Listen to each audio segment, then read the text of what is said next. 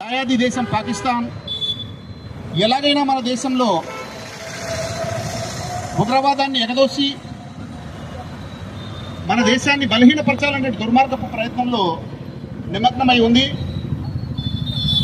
మనకు ఇప్పటివరకు లభించిన ఇంటెలిజెన్స్ రిపోర్ట్ ప్రకారంగా వారి దుర్మార్గపు అమానవీయ దౌష్ట్యం కారణంగానే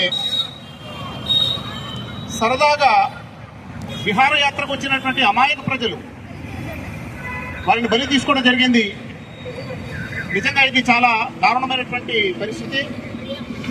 పురాణ గ్రంథంలో ఒక మనిషిని చంపితే సకల మానవాళిని చంపినట్టని దేవుడు హెచ్చరిస్తున్నాడు.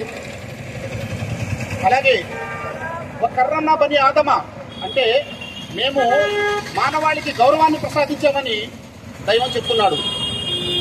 అదేవిధంగా ప్రవక్త ముహమ్మద్ గారు ఏమన్నారంటే, ఒక మనిషి ప్రాణం అన్యాయంగా తీస్తున్నప్పుడు దేవుని సింహాసనం కదిలిపోతుందని చెప్పారు.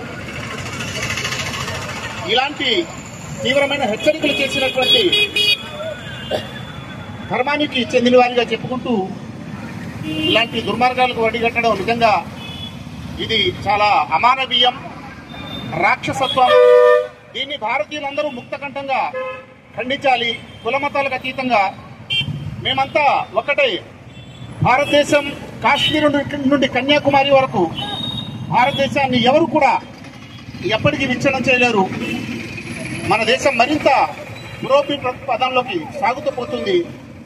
ఇక ప్రభుత్వానికి సవినయంగా కోరేది ఏమిటంటే, ప్రభుత్వం ఈ దుర్మార్గులు ఎవరు కనుగొని వారికి తీవ్రమైన శిక్ష విధించాలని, కఠినమైన దండన విధించాలని మేము ఈ సందర్భంగా కోరుతున్నాం. అలాగే ఎవరైతే ఈ హత్యాకాండలో అసూలు బాసారో వారి ఆత్మలకు శాంతి చేకూరాలని, వాళ్ళ కుటుంబాలకు న్యాయం చేయాలని ప్రభుత్వాన్ని మరోసారి మేము వేడుకుంటున్నాం. చివరిగా మన దేశంలో హిందూ, ముస్లిం, క్రైస్తవులు ఇంకా రకరకాల మతాల వాళ్ళు ఎవరైతే ఉన్నారో ఇలాంటి సందర్భంలో తమ సమైక్యతను చాటాలి. ఎవరైనా కవ్వింపు చర్యలకు పాల్పడితే దానికి దీటైన సమాధానం ఇవ్వాలి.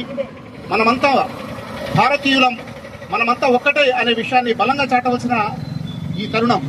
కాబట్టి సజ్జన్ సమాజ్ ఇంటర్నేషనల్ సంస్థ భారతదేశ స్థాయిలో ఈ నిరసనలు తెలియజేస్తూ, ఈ ప్రగాఢ సానుభూతి తెలియజేస్తూ, అలాగే ప్రభుత్వాన్ని విన్నవించుకున్నది ఏమంటే, శాంతి భద్రతలకు భంగం కలగకుండా మరింత కట్టుదిట్టమైన ఏర్పాటు చేయాలని ప్రభుత్వాన్ని విన్నవించుకుంటున్నాం. భారత్ మాతాకి జై హింద్.